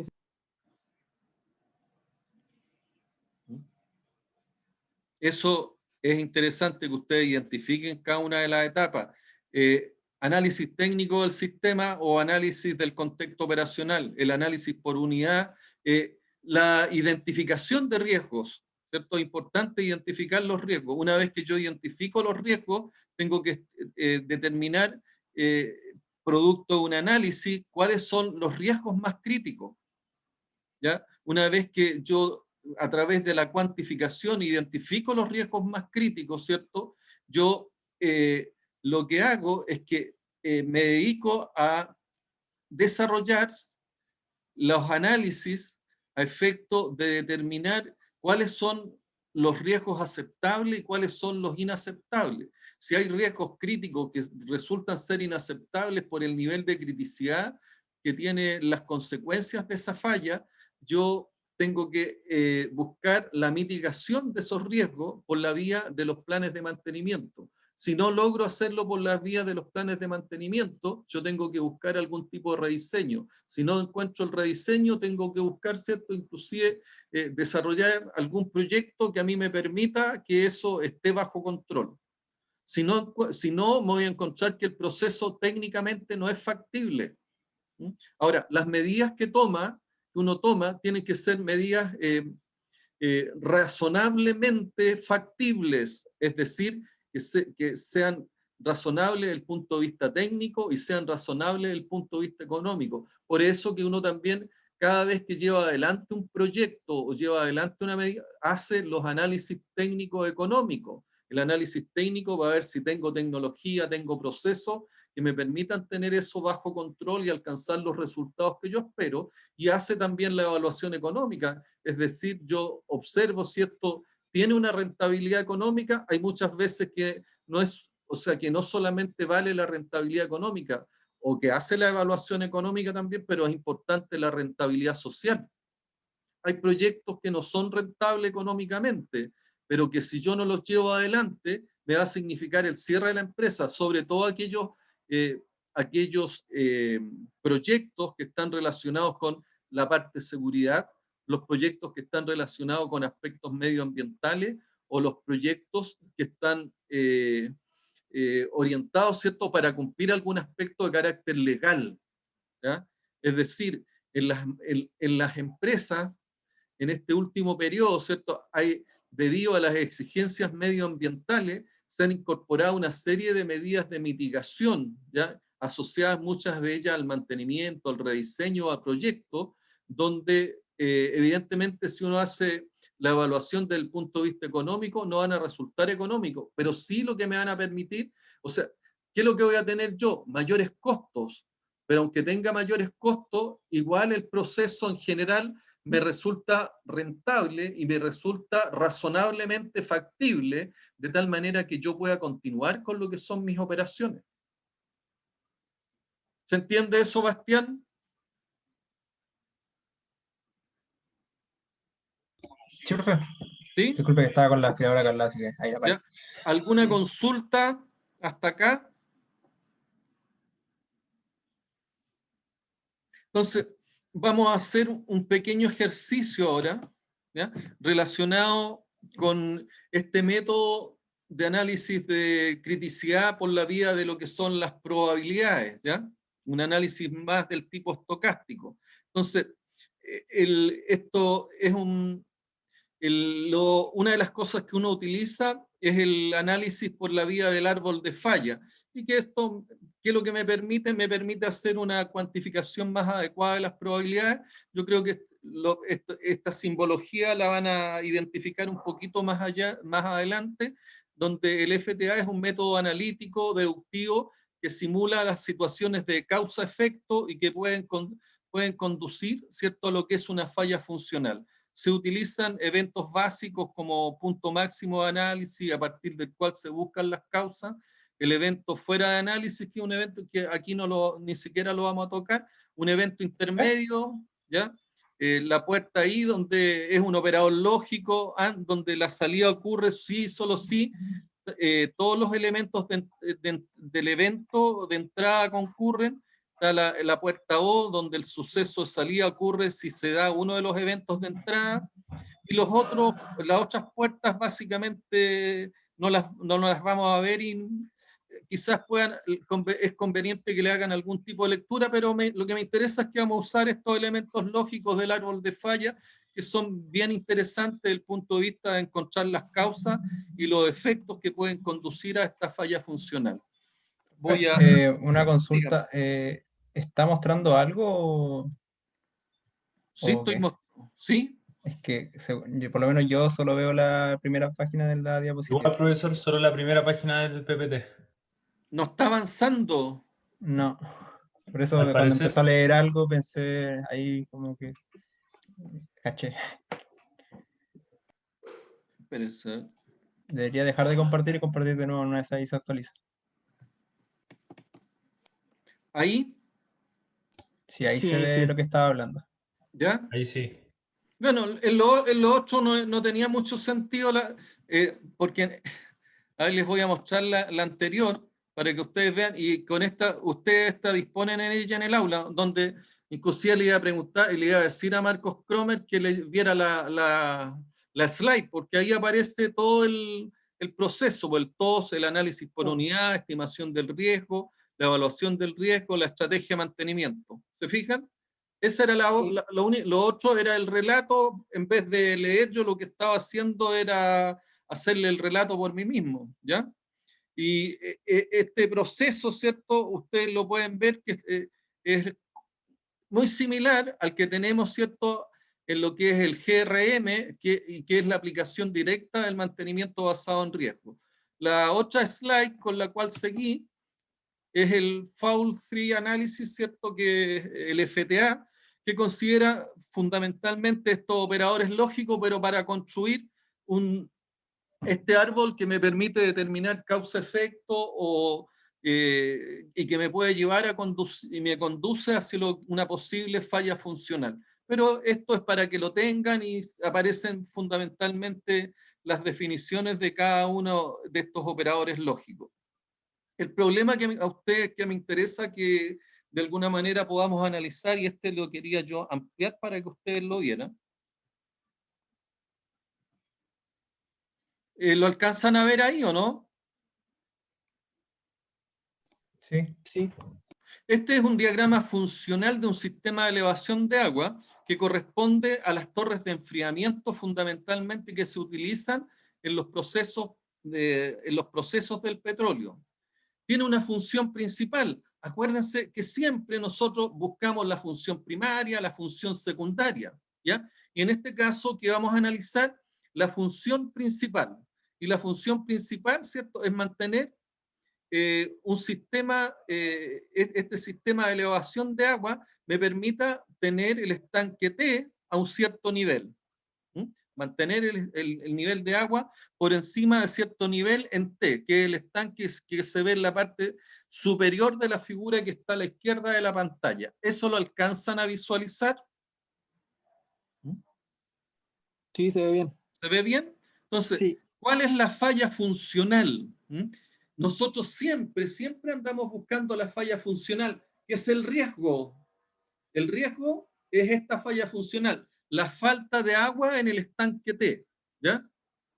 Entonces, mis acciones, y ahora, si falta agua en el estanque T, ¿ya? Y esto es parte de una torre de enfriamiento, el hecho que la torre de enfriamiento no esté funcionando me puede llevar a una situación de carácter catastrófico si esto está refrigerando todos los sistemas relacionados con el equipo, digamos, más importante en una refinería de petróleo, que es el sistema de craqueleo, que es el sistema, ¿cierto?, donde yo voy obteniendo los distintos productos que están presentes en la refinería, ¿ya? Y la falla funcional es falta de agua en el estanque T, agua, ¿cierto?, que se utiliza para todo lo que es el sistema de refrigeración de lo que es el craqueleo, ¿ya? ¿Qué es lo que vemos? Esto está compuesto, ¿cierto?, por dos sistemas en paralelo de sistemas de bombeo. ¿Por qué hago, digamos, hago énfasis de que esto está en paralelo? Porque resulta que para el cálculo de probabilidades, como lo vamos a ver a posterior en el árbol de falla, esto utiliza el operador lógico I, es decir, para que el sistema deje de funcionar y presente una falla, es decir, no tenga agua en el estanque T, a mí se me tiene que generar la condición que el subsistema de bombeo 1 tiene que fallarme y tiene que fallarme también el subsistema de bombeo número 2. Es decir, tienen que ocurrir ambos eventos de manera simultánea, ¿ya?, para que esta situación ocurra. Por lo tanto, la probabilidad de falla de este sistema es menor que si yo tuviera un sistema en serie, ¿ya? Normalmente aquí lo que se hace, las probabilidades de falla se suman. ¿Queda claro eso, Eduardo? Sí, profe. ¿Sí? ¿Ya? ¿Qué otro componente tenemos? Tenemos la válvula de retención. Como ustedes pueden ver, la válvula de retención es única, ¿ya? Es decir, falla la bomba de retención y yo me voy a ver con problemas, ¿cierto? ¿Por qué? Porque el agua se va a empezar a devolver y no lo voy a lograr mantener el estanque con el agua suficiente, ¿cierto? Para que no ocurra la falla funcional, ¿ya? Posteriormente tengo el cisterna, ¿cierto? Que es el sistema abastecedor de agua, ¿ya? Y ese sistema, el sistema cisterna, cuenta con dos válvulas, ¿ya? Pero ¿cuál es la válvula crítica? La válvula crítica en este caso es la S1. La S1, ¿cierto? Es la válvula que está posicionada en el punto inferior. En el estanque T, yo tengo la válvula S3 y S4. La válvula crítica en este caso es la válvula que regula el nivel inferior del tanque T, es decir, la válvula S3. Una falla del S1 significa que el S1 y el S1 abierto significa que el sistema cree que hay agua cuando en realidad no hay agua y permanece abierto, por lo tanto va a haber pérdida de agua y yo no voy a poder lograr llenar el tanque T. Cuando la S1 está de manera cerrada, el sistema cree que no hay agua cuando en realidad hay agua. Y lo que puede ocurrir, ¿cierto?, es que se rebalse el tanque y genere consecuencias inclusive del tipo medioambiental y no logremos también llenar el agua, ¿cierto?, en el tanque T. La otra válvula relevante es la del tanque T, ¿cierto?, que es la válvula S3, que está en el punto inferior. Una falla de la S3 abierta significa que el sistema nuevamente cree que hay agua cuando no lo hay. Y una falla de la válvula S3 cerrada, el sistema cree que no hay agua cuando en realidad sí hay agua. Entonces, se entiende la función principal, la falla funcional y cuáles son los eventos que pudieran ocurrir para que dé lugar a una falla. Y es aquí, ¿cierto? Aquí, bueno, una visión más amplificada del sistema que estamos analizando, ¿cierto? Del tanque T, de la S4, la S3, la válvula 2, la válvula 4, la bomba 1, la bomba 2, la válvula 1, la válvula 3 en este caso, la válvula de retención, el cisterna con sus dos sistemas, ¿cierto? El S2 y el S1. Esta, de alguna manera, representa ¿cierto?, que la falla o la consecuencia de una falla. La consecuencia de una falla es la falta de agua en el tanque 3. ¿Y qué es lo que aparece aquí? Un operador lógico OR, ¿ya? Y este operador lógico, ¿qué es lo que me dice? La falla se va a producir si el sistema, la válvula S3, está en abierto. La falla se va a producir si nosotros tenemos el sistema S1 en abierto, ¿ya? Otra forma que nos podemos encontrar de falla es que la válvula de retención esté en abierto. O lo otro es que nos encontremos con un bajo nivel de agua en el cisterna, ¿ya? Que es la situación 1. En este caso, ¿qué es lo que se está indicando? Que hubo una falla, ¿cierto? Que la falla se debe al sistema de bombeo, que es la condición número 5. Y esa condición número 5 me da, ¿cierto?, el operador lógico AND o I, que es el que le decía yo. El sistema de bombeo va a fallar si falla el subsistema de bombeo, el 1, y va a fallar si falla el subsistema de bombeo en 2. Ustedes van a apreciar, ¿cierto?, que el subsistema de bombeo 1 es un sistema que está en serie, ¿ya? Al igual que el subsistema de bombeo 2 también se encuentra en serie. ¿Eso queda claro, Bastián?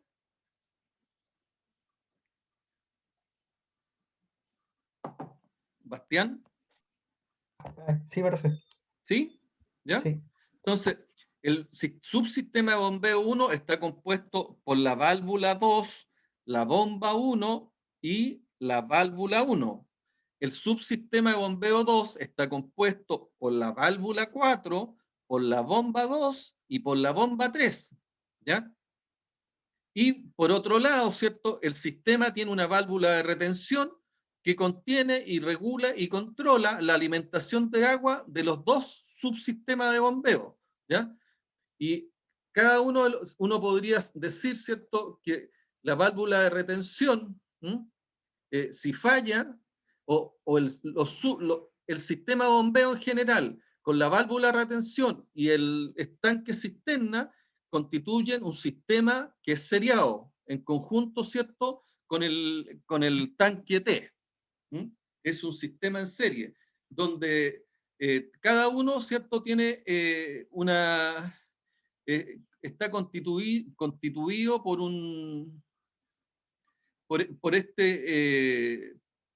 este sistema, ¿cierto?, lógico, que es fundamentalmente un OR, que falle el tanque, que falle el sistema de bombeo constituido por dos subsistemas, que falle la válvula de retención o que falle el cisterna. Eso conforman y configuran un proceso en serie. El subproceso que está únicamente en paralelo, ¿cierto?, y que tiene la mayor confiabilidad de todo porque es el más crítico, el subsistema el sistema de bombeo constituido por el subsistema 1 y el subsistema 2. ¿Ya? Pero eso fundamentalmente porque es el sistema de mayor criticidad para todo esto. ¿Ok? Fabián Muñoz.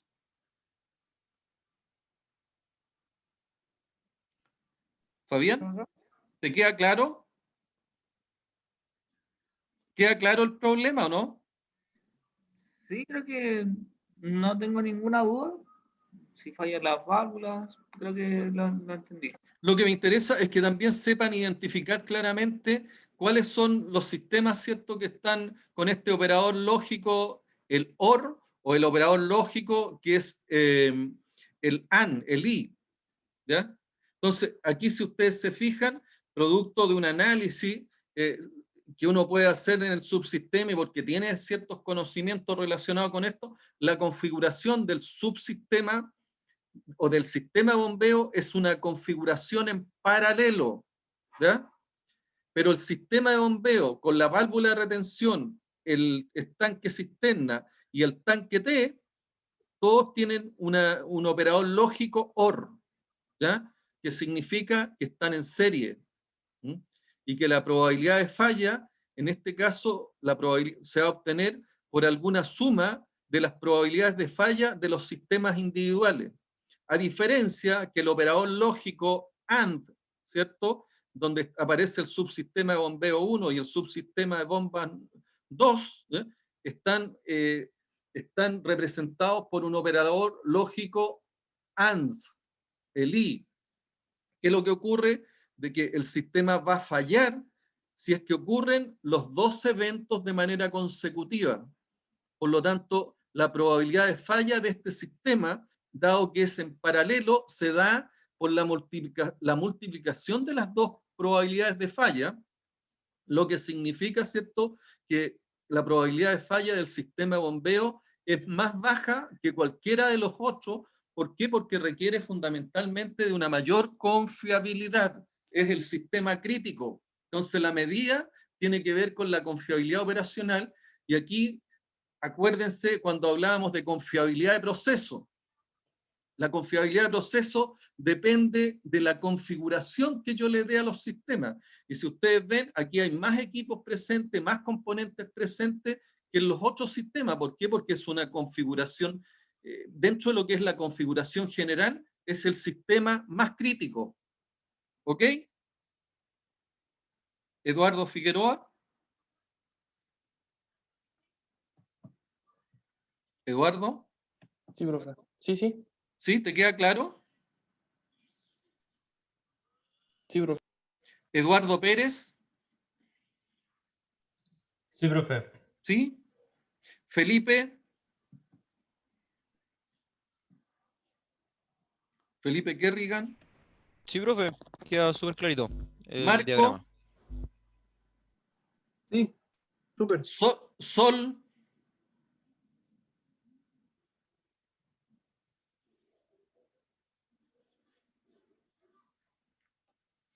Sol. Bueno, yo doy por entendido que Sol también entendió el planteamiento del problema. ¿Hay alguien que no entendió el problema?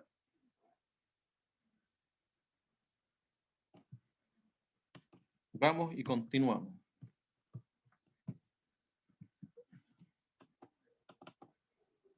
Entonces, tenemos el FTA y aquí recurrimos, ¿cierto?, al historial que tiene cada uno de estos subsistemas, ¿cierto?, al historial que tiene en cuanto a falla el tanque T, recurrimos al historial, ¿cierto?, o alguna forma para conocer las probabilidades de falla de cada una de las válvulas que forman parte del sistema de bombeo. Recurrimos también al historial de falla que tiene tanto la bomba 1 como la bomba 2, que son de características similares y están en un contexto similar. Por lo tanto, la probabilidad de falla, ustedes pueden ver que en el caso de las bombas es 2,5 por 10 elevado a 3. En el caso, ¿cierto?, de lo que es la válvula de retención es 2,1 por 10 elevado a menos 2. La falta de agua en C tiene una probabilidad, ¿cierto?, también de falla que es 4,0 por 10 a la menos 4. Y en las situaciones, ¿cierto?, relacionadas con la probabilidad de falla del subsistema de bombeo, está dado por la probabilidad de falla de cada una de las válvulas asociado, ¿cierto?, está dentro de este subsistema, cada una de las bombas con su probabilidad de falla. Entonces, y eso nos da lugar, ¿cierto?, a poder calcular las probabilidades de falla de cada uno de los subsistemas de bombeo, ¿ya? Vimos que en el caso de cada una de las válvulas tenemos que la probabilidad de falla es 5,0 por 10 a la menos 4. La probabilidad de falla de cada una de las válvulas es 2,5 por 10 a la menos 3. La probabilidad de falla de las válvulas, bueno, son dos válvulas en cada una. Bueno, la de la bomba es 2,5 por 10 a la menos 3, que es lo que está uno. La otra válvula es 5,0 por 10 a la menos 4, lo que me da una probabilidad de falla de los subsistemas de bombeo del orden de 3,5 por 10 a la menos 3, ¿ya? Que es 0,035.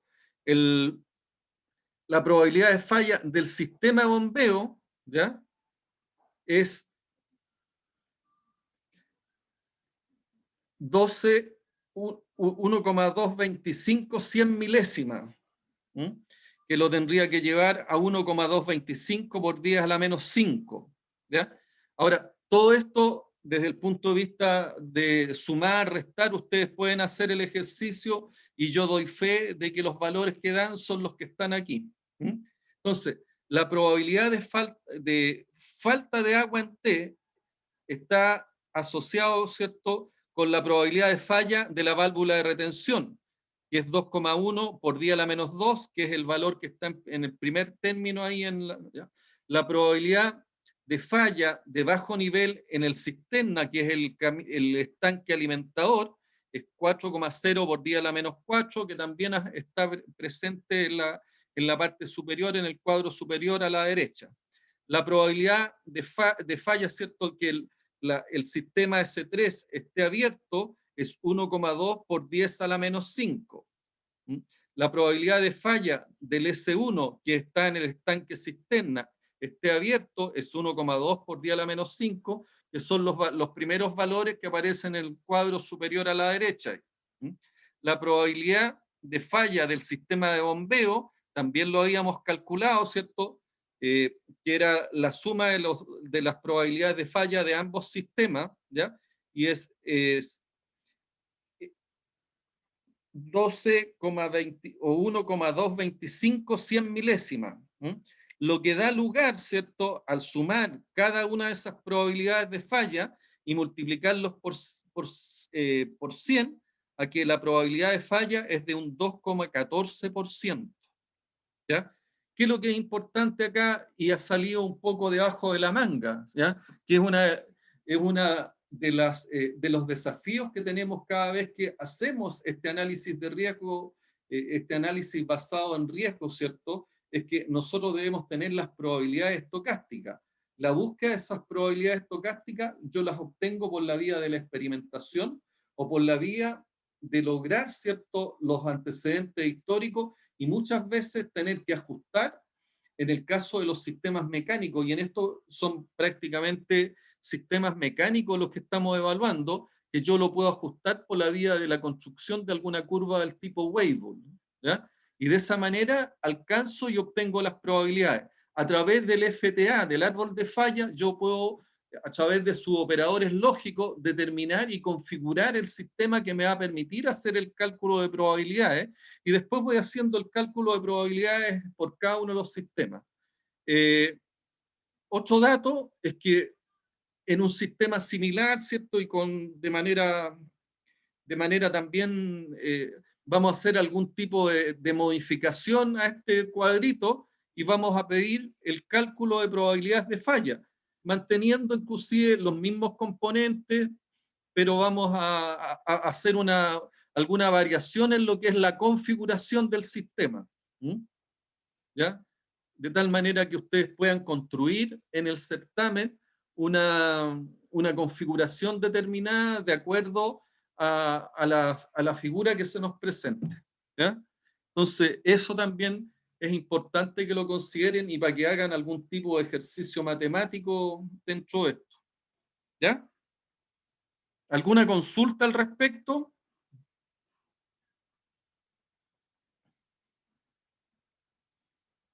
Eduardo Figueroa. No, profe, va quedando claro. ¿Sí? ¿Ya? Eduardo Pérez. Está claro, profesor. Marcos Cromer. No, nada. Fabián. Sí, claro, profe. ¿La señora entendió también o no?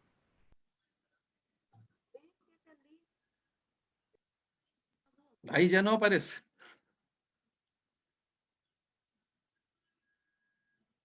Bueno, ¿alguno tiene alguna duda?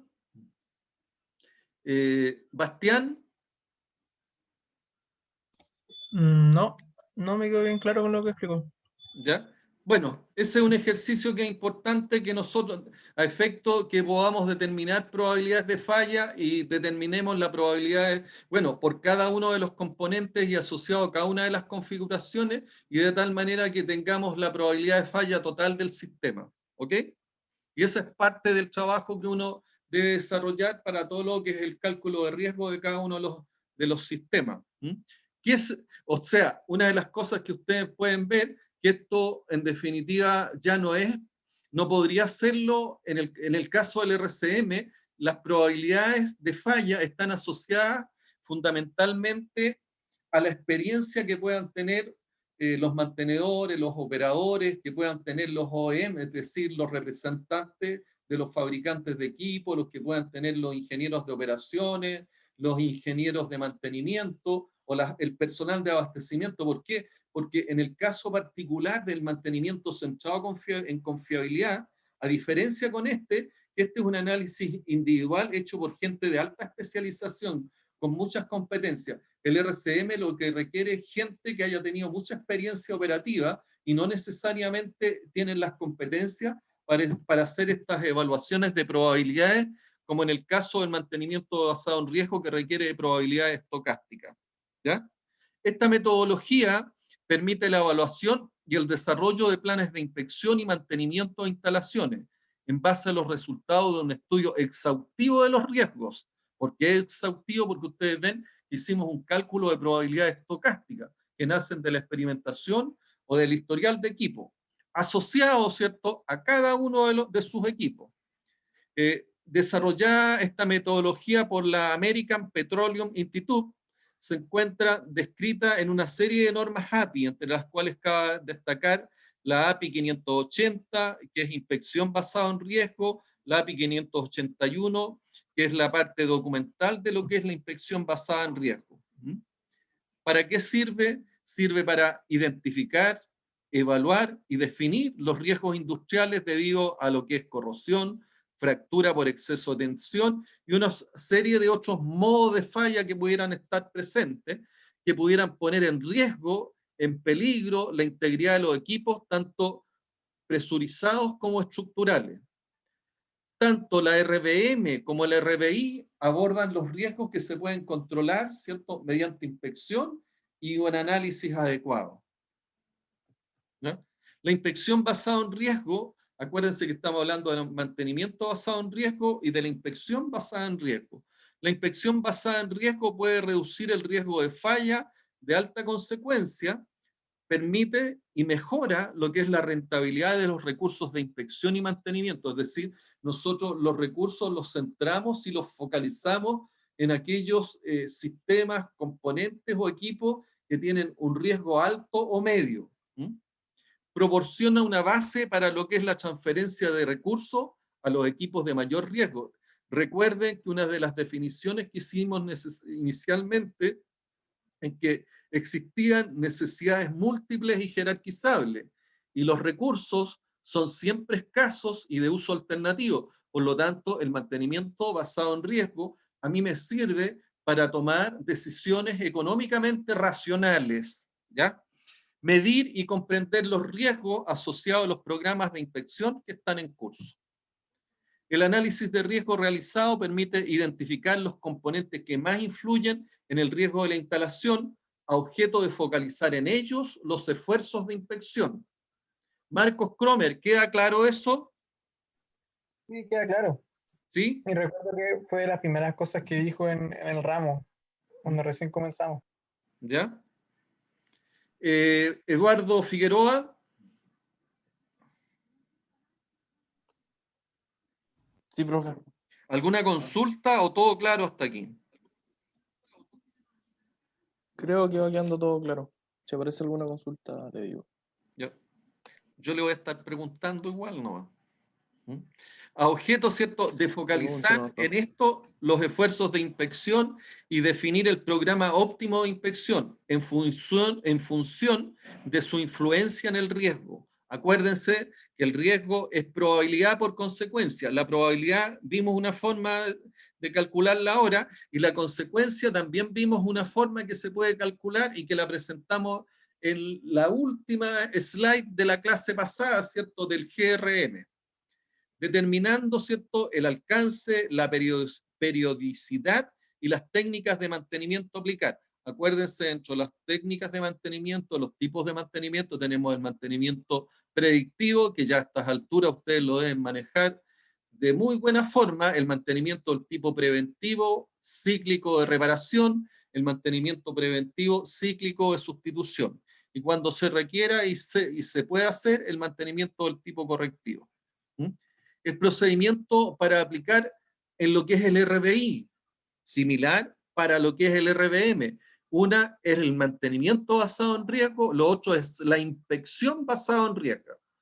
¿Qué es lo que tengo que hacer? Seleccionar el sistema a evaluar, recopilar información, hacer el análisis, la identificación del contexto, identificación del TOS, la identificación individual, recopilación de información del historial de falla, la estimación de las consecuencias, la estimación de las probabilidades de falla, con la estimación de las consecuencias, la estimación de las probabilidades de falla, yo tengo la estimación del riesgo, tengo los resultados y en base a la jerarquización o al inventario crítico, yo hago la elaboración de los planes de inspección respectiva y posteriormente lo que hago es la ejecución del plan.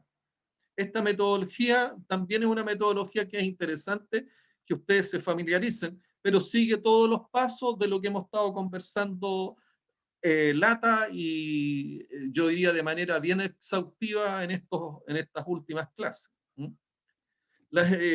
Dentro de las exigencias de la API 580 para la aplicación de lo que es el RVM y el RVI, es que debe proveerse de un sistema de gestión para el mantenimiento de la documentación. ¿Cuál es ese sistema de gestión, Fabián? ¿Sí, profesor? ¿Cuál es el sistema? ¿A qué me refiero cuando hablo de esto de que se debe proveer de un sistema de gestión para lo que es el mantenimiento de la documentación? ¿Qué es lo que entiendes tú por eso? Me imagino que es una forma de organizar los mantenimientos agendados para los equipos. Bueno, la herramienta que se utiliza es un ERP. ¿Qué es lo que es un ERP? Es un software, es un recurso informático que a mí me apoya todo lo que es la administración. Esa administración, la administración del mantenimiento, y esa administración del mantenimiento tiene aspectos que son de la logística, el historial, lo que señalamos. O sea, yo para hacer el mantenimiento basado en riesgo, tengo que a lo menos tener el historial de falla de los equipos, y eso lo tengo en los ERP, en los software. En los software, donde uno de los más conocidos es el SAP. ¿Ya? El SAP en su módulo PM me sirve, digamos, para todo lo que es la administración de la gestión del mantenimiento y contiene cierta documentación importante para lo que es la planificación del mantenimiento, para la programación del mantenimiento, para el estudio de disponibilidad, el estudio de confiabilidad, el estudio de probabilidades de falla. Entonces, el mantenimiento basado en riesgo requiere de mucha documentación, requiere de mucho antecedente histórico. ¿Se entiende, Fabián, o no? Sí, de hecho ahora lo estaba buscando cómo era la interfaz del SAP. O sea, el SAP tiene mucha interfaz, ¿ah? Pero lo que sí se requiere es de una herramienta similar, como el SAP o otra similar, que me permita, ¿cierto?, administrar y me facilite la gestión de lo que es el mantenimiento.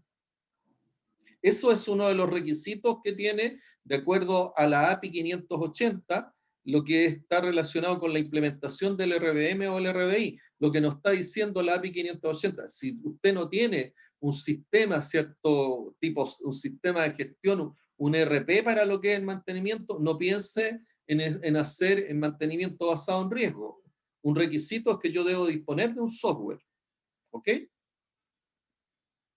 ¿Qué es lo otro que me dice la API 580? Otro de los requisitos es el requerimiento de datos. Puedo tener un software, pero si no tengo los datos y no puedo construir la información adecuada para determinar las probabilidades de falla, no me sirve de nada el software. Y difícilmente yo voy a poder aplicar el mantenimiento basado en riesgo. El análisis de cambio. El análisis de cambio significa de qué manera, ¿cierto?, yo logro modificar el riesgo, ¿cierto? Y cuánto me va a costar esa modificación, ese cambio que yo voy a hacer desde el punto de vista del valor del riesgo. También parte de las exigencias de la API 580 es que se debe proveer de un método documentado para la determinación de las probabilidades de falla. Es decir, un método documentado son todas las slides que nosotros fuimos definiendo aquí paso a paso para llegar a la probabilidad de falla del sistema. ¿Se entiende, Marcos Kromer? ¿Sí? ¿No hay ninguna pregunta hasta ahí, Marco? No, por ahora nada. Entonces, exigencias también de la API 580 para la implementación de RVM y RVI. Quiero indicarles que en otros certámenes también que hemos tenido, ¿qué es lo que pide? Oye, ¿cuáles son los requisitos para la implementación, de acuerdo a la API 580, para la implementación del RBM y el RBI? Y el relato tiene que ser este que yo les estoy haciendo. ¿Cuáles son los requisitos? El SAP, una metodología, tener datos. Se debe proporcionar un método documentado para determinación de las consecuencias de la falla. ¿Qué método emplearías tú para la determinación de las consecuencias de la falla, Bastián?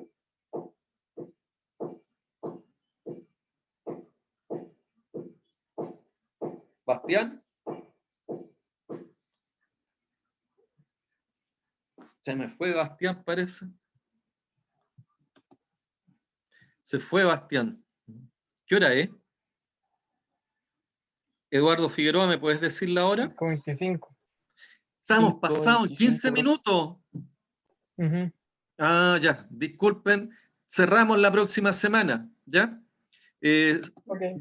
Me entusiasmé mucho. Se debe proporcionar un método documentado para la determinación de las consecuencias de la falla. Eso es la slide que les presenté al último en la clase del GRM, una metodología documentada para la gestión de riesgo a través de la inspección. Eso es el cálculo, ¿cierto? El cálculo y las medidas que debemos tomar. Y creo que aquí esta debiera ser la última y final. Ya, pero en todo caso llegamos hasta acá. Cerramos aquí y nos estamos viendo la próxima semana, donde ya vamos a partir con el RCM. ¿Alguna consulta? Ya, profe. Bien, nos estamos viendo. Cuídense. Hasta luego. Chao, chao. Chao, que estén muy bien. Disculpen Chao, profe, que esté bien. la pasadita. Sí, no se preocupe.